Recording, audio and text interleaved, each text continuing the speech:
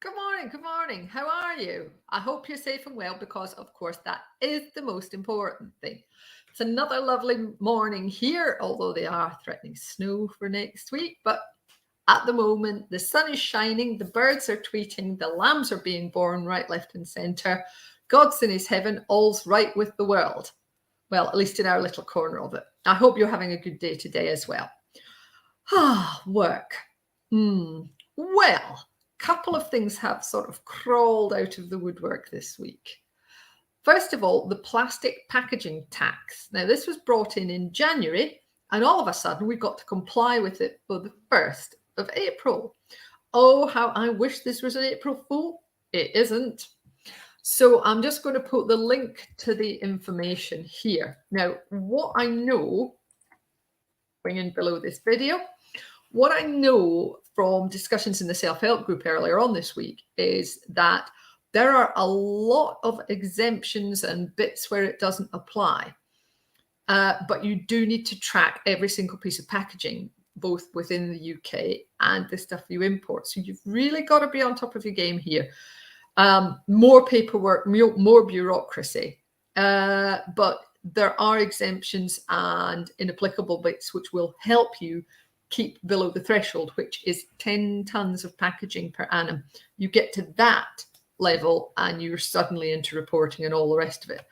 So I'm afraid it's another piece of legislation for everybody to have to cope with. But if you do it correctly, you may be able to sort of keep below everything. Interestingly, one of the concerns that came out of the discussions in the self-help group was that in theory, the pesticide IBCs, they have to be new when you use them for safety grounds, and it's been like a closed loop.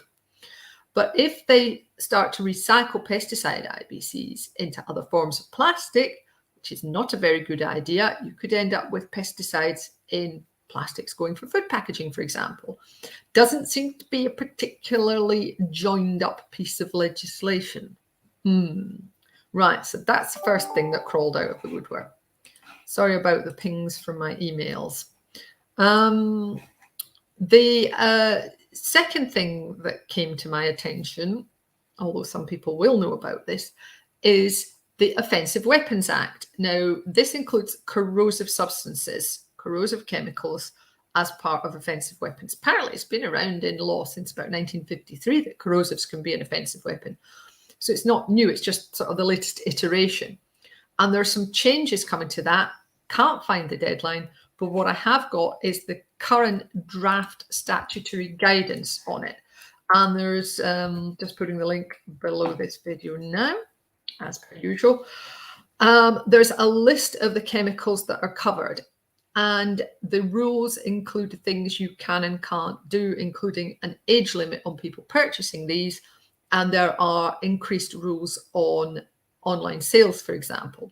So if you are in the business of buying or selling corrosives, which, let's face it, just about every single chemical company is, then it's sensible to look into this and see what's happening. And like I say, apologies, because I just couldn't find the date on when the latest round of things apply.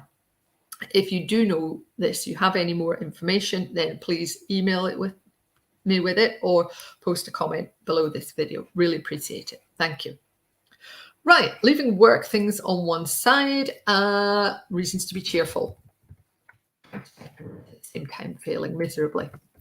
We are sticking with not the easy for me to say, not the 9 o'clock news. I managed to find a whole episode for you, and I thought, you know what, I'm going to put that in because the way things are going, all ancient comedy is going to be censored, so we might as well watch it while we still have the chance. So, Happy Lady Day today, by the way. It is the Feast of the Annunciation, which means if you're in Lent, you can have a feast day and absolve yourself from your fast and your penance. Yay! And don't forget, it's Mothering Sunday this week as well. And the clocks go back.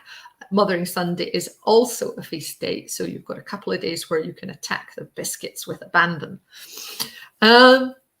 So whatever you're doing this weekend, hope you have a good one, and I look forward to chatting to you again next week. Take care of yourselves.